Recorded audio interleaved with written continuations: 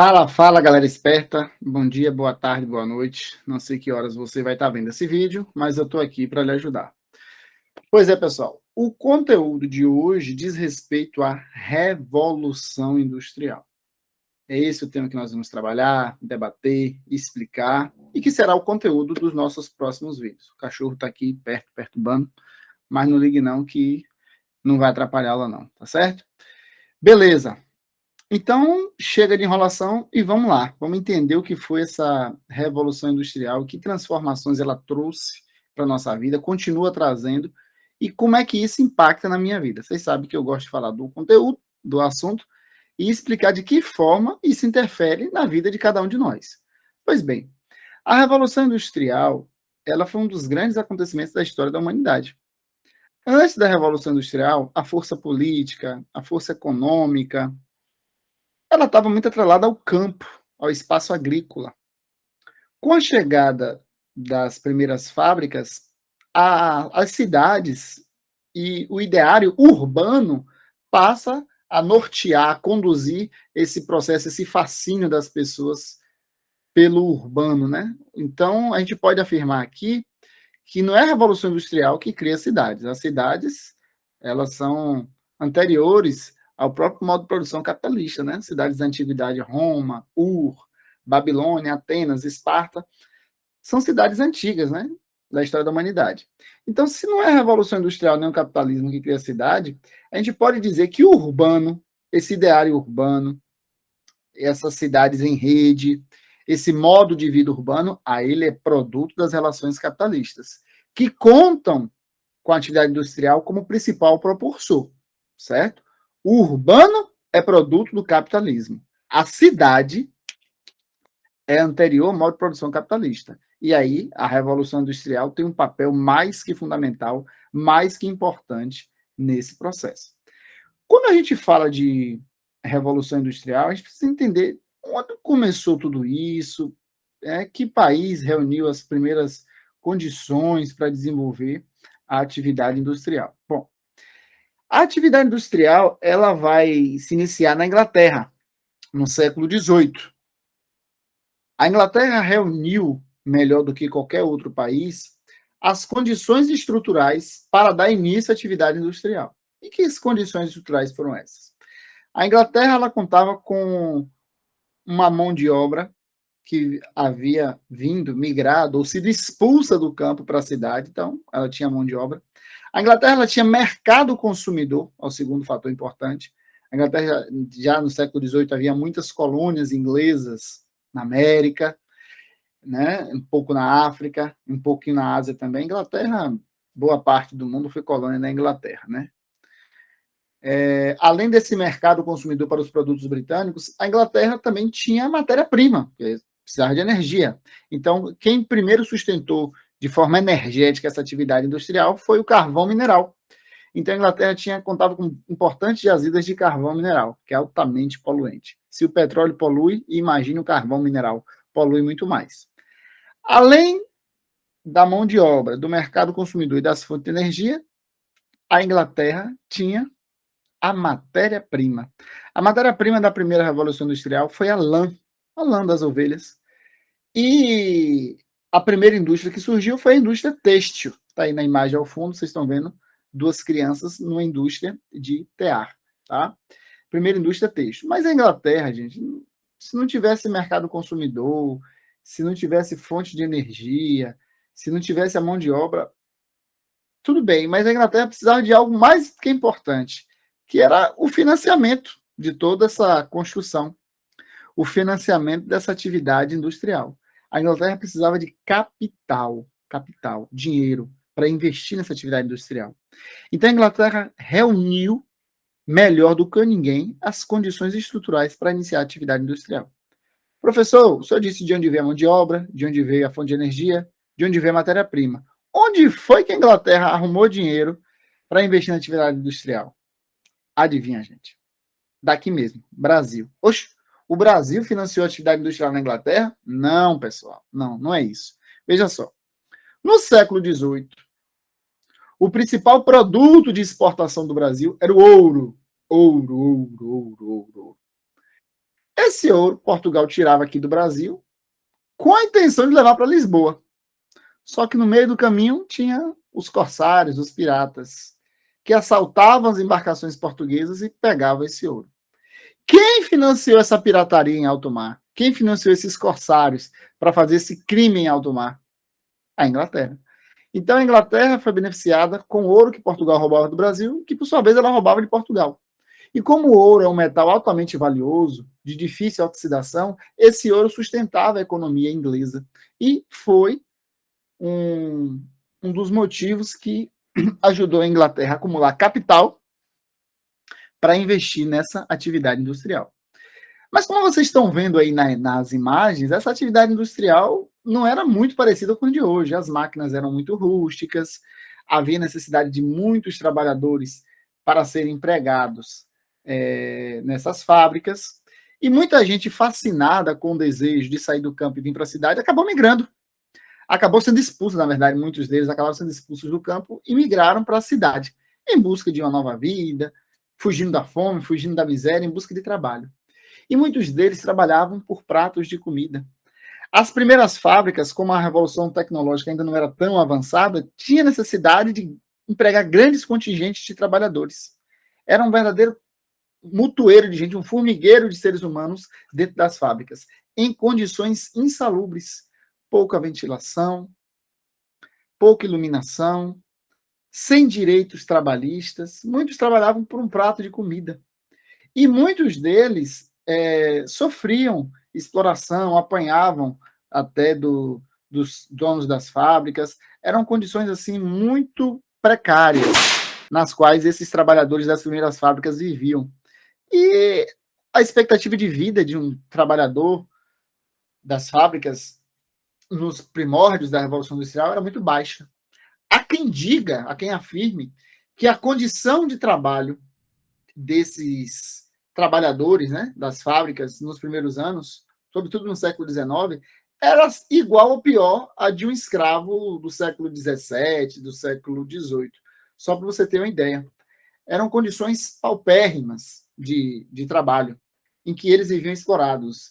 Dormiam em abrigos muito impróprios, né? Comiam-se em um local específico e as condições eram terríveis. Havia muita exploração dessa mão de obra, inclusive de uma mão de obra infantil. Muitas crianças eram obrigadas a trabalhar nessas fábricas, crianças de 6, 7, 8 anos de idade.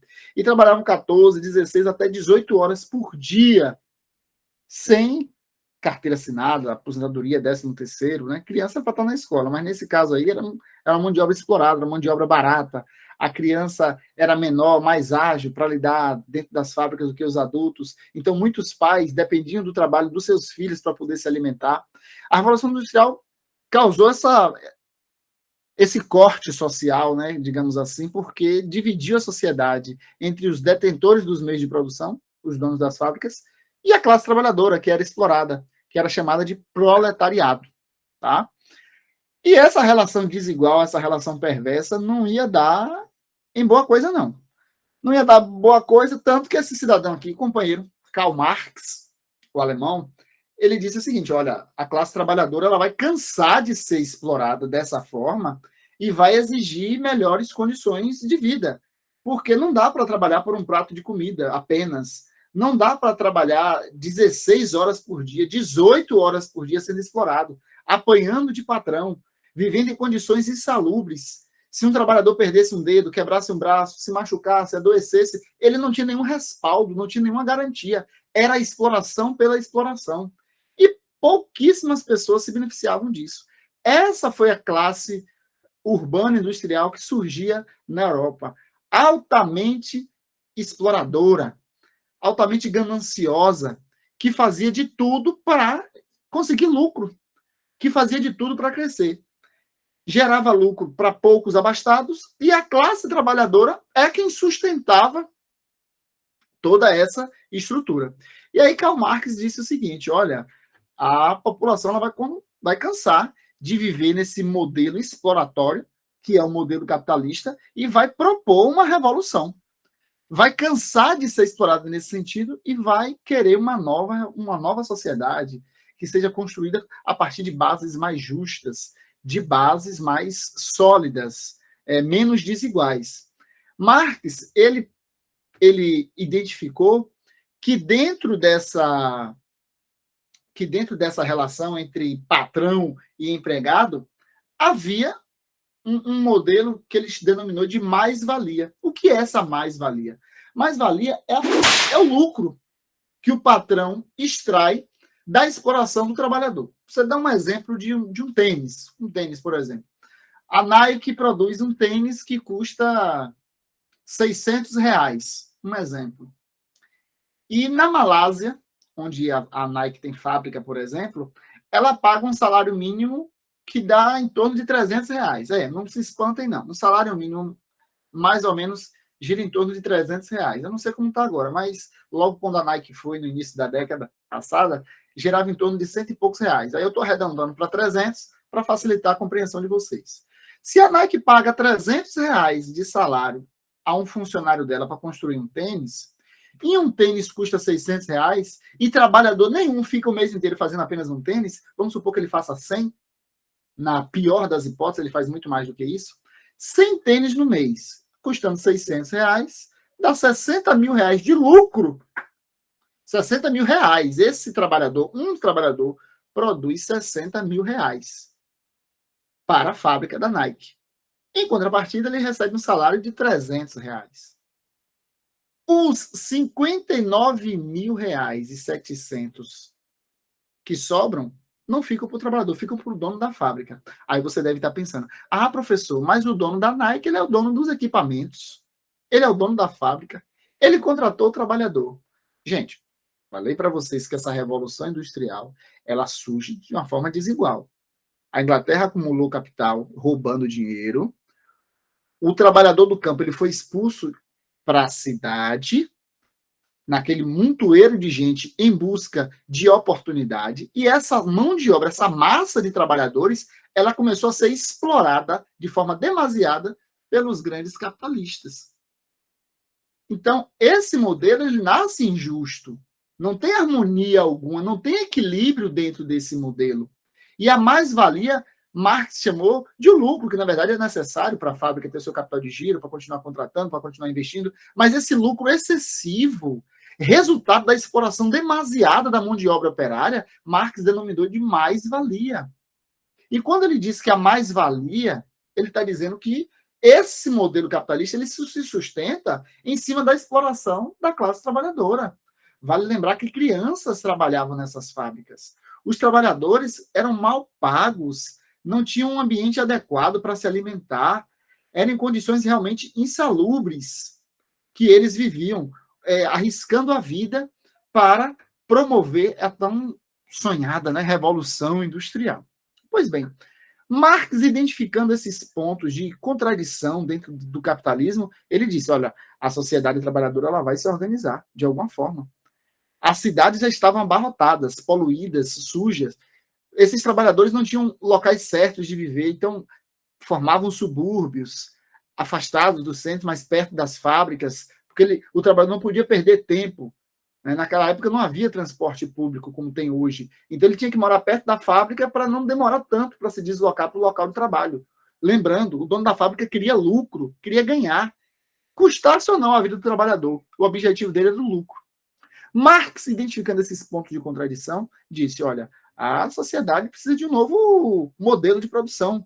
Um modo de produção mais justo, mais igualitário, onde os trabalhadores sejam condutores do processo, onde a maioria, que era o proletariado, conduzisse esse desenvolvimento. Marx chamou essa etapa de uma etapa de transição, na qual ele deu o nome de socialismo. Professor, então é isso que é socialismo? É uma ideia que surgiu da cabeça de Karl Marx? É mais ou menos isso. Karl Marx ele propôs um modo de produção socialista em contraponto ao capitalismo, desculpa. O socialismo viria para substituir o capitalismo, para resolver, aparar as arestas, as contradições próprias do modo de produção capitalista. E Marx disse que esse socialismo seria uma etapa de transição. em rumo a uma sociedade perfeita, uma sociedade mais justa, uma sociedade onde tudo fosse comum a todos. Só que no socialismo ainda haveria uma sociedade de classes, mas comandada pelos trabalhadores. Marx acreditava que haveria necessidade de haver uma ditadura, mas a ditadura do proletariado, da classe trabalhadora, onde de uma forma revolucionária ela tomaria o poder em suas mãos. E essa etapa de transição, ela iria migrar para uma outra. Primeiro viria o capitalismo, passando pelo socialismo, até chegar no que Marx chamou de comunismo. Mas o que é o comunismo? Bom, o comunismo seria essa etapa final desse processo de evolução, na visão de Karl Marx. Essas ideias aí, gente, hoje, muitas vezes, os termos socialismo, capitalismo, comunismo, é usado de forma muito pejorativa. E aqui nosso fim é didático.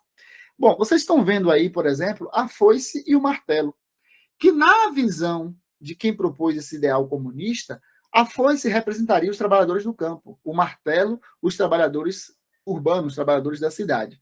Só que, comumente, uma política entra aí pelo meio, tanto a foice como o martelo, de forma usando uma propaganda muito perversa, que começa com o nazismo, mas também com os grandes capitalistas, vão dizer que a foice e o martelo são instrumentos de tortura, que o comunismo é coisa do diabo, que não presta, que isso e aquilo.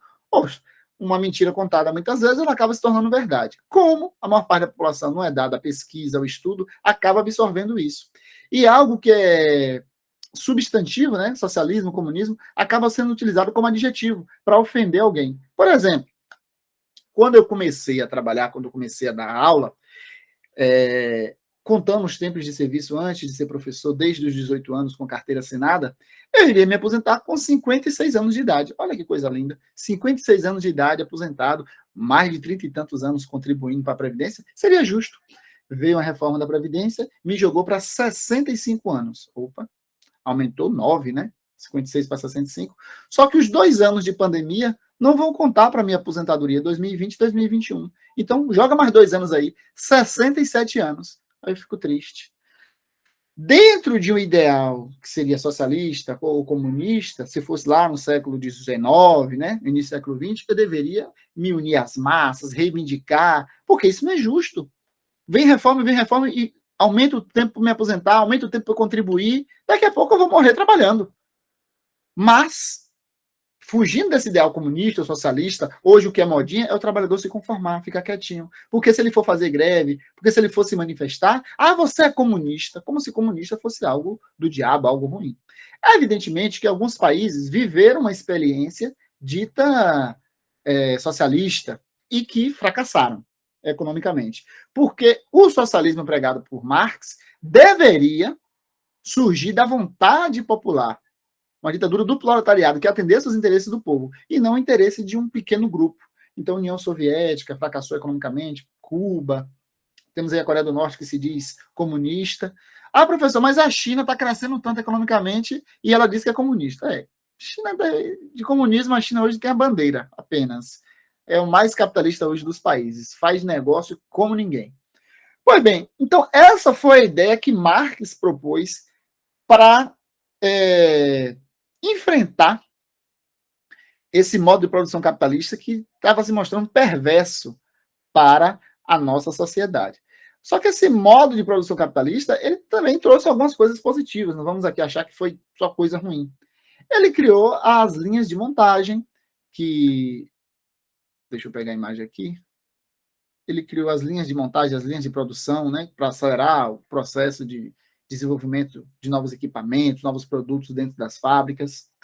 Esse capitalismo, dentro da Revolução Industrial, foi responsável por criar a máquina a vapor, a locomotiva, que é uma revolução tecnológica formidável, né? Antes eram as carroças ou as embarcações para quem vivia no litoral ou em áreas de grandes rios. E quando cria-se a máquina a vapor, vai trazer mais fluidez para o espaço, vai permitir que as pessoas se desloquem com mais facilidade de um lugar para o outro. Imagina quando criaram os automóveis, os aviões, essa fluidez no espaço se ampliou ainda mais. Então o capitalismo ele traz coisas positivas, a gente não vai aqui ser cético, nem estúpido, como esses cabeças de bagre fazem aí.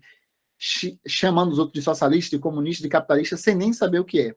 E hoje, dada a situação política do Brasil, tem cabeças de bagre que ainda fica chamando os outros de fascistas também, e que eles nem conhecem esse termo, mas professam aí à torto e à direita. Mas não é o caso dos meus alunos lindos e maravilhosos que prestam atenção nas minhas aulas, Deus está vendo, e que não vão fazer isso aí, né? Pelo amor de Deus. Então, vamos lá, gente. A Revolução Industrial, então, tem pontos importantes que precisam ser elencados. O processo de urbanização, vocês não devem deixar de esquecer, a Revolução Industrial ela contribui bastante para essa urbanização no planeta, no planeta de forma geral, principalmente nos países pioneiros no processo de industrialização. Inglaterra primeiro, depois França, aí veio Alemanha, Bélgica, Itália, Japão, Estados Unidos. Esses são os países pioneiros no processo de industrialização.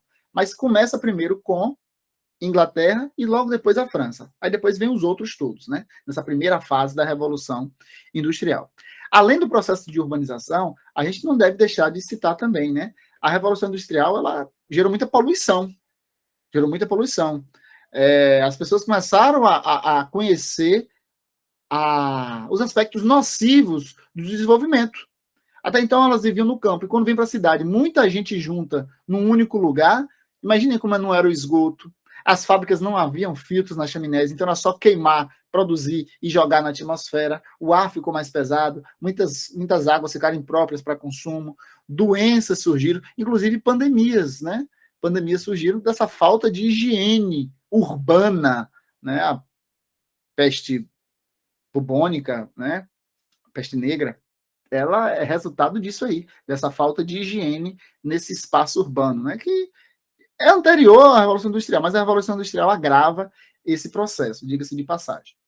Pois bem, além desse fato, dentro das fábricas surgiu um movimento chamado de Divisão Internacional do Trabalho. Deixa eu explicar o que seria essa Divisão Internacional do Trabalho. Bom, tem aqui um vaso de perfume, né? Um vasinho de perfume. Imagine vocês, se um trabalhador sozinho fizesse um frasco desse de perfume. Eu tenho a tampa do perfume, tá? Eu tenho um negocinho aqui que esguicha para sair o perfume. Eu tenho um líquido, né, do perfume aqui dentro, o frasco do perfume, a embalagem, a caixa que veio ele. Se um trabalhador sozinho faz todas as etapas desse processo produtivo, ele vai demorar, sei lá, uma semana vai produzir 10 frasquinhos desses, porque demora muito tempo, né? Embalar, colocar adesivo, a haste de dentro, a tampa, criar o frasquinho que vai receber o líquido, o próprio líquido, preparar o perfume. As fábricas perceberam que se eu deixasse um trabalhador sozinho fazer todas as etapas do processo produtivo, era muito lento. Então eu vou dividir socialmente o trabalho. Divisão social do trabalho dentro das fábricas. Um trabalhador faz a tampa, um trabalhador coloca essa tampinha de metal, outro coloca a haste, outro coloca o líquido, outro envasa e outro coloca na embalagem. Quando eu divido, eu aumento a produção, eu tenho a possibilidade de aumentar as vendas do produto, aumentar o lucro do patrão. Aumenta o salário do trabalhador? Não. O salário do trabalhador é o único que não aumenta, para você ter ideia. Então, a divisão social do trabalho ela vai beneficiar diretamente os donos das fábricas. São eles os principais beneficiados desse processo de divisão social do trabalho dentro das fábricas. O trabalhador, ele continua trabalhando, mas ele agora não conhece mais todas as etapas do processo produtivo, porque isso foi dividido socialmente dentro das fábricas.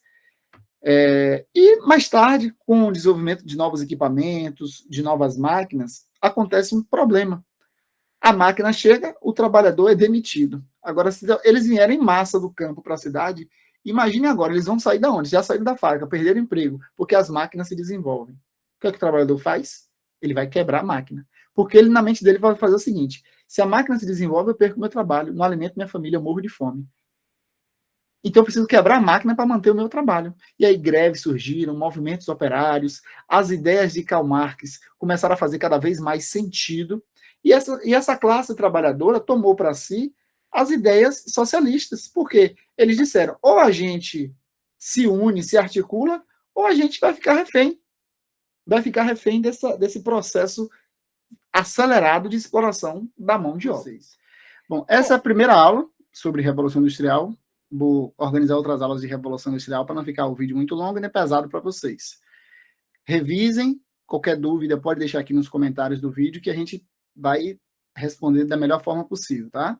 Fiquem atentos aos próximos vídeos, que eu vou estar explicando os tipos de indústria, industrialização brasileira e outras transformações que ocorreram em decorrência da atividade industrial no mundo, tá certo?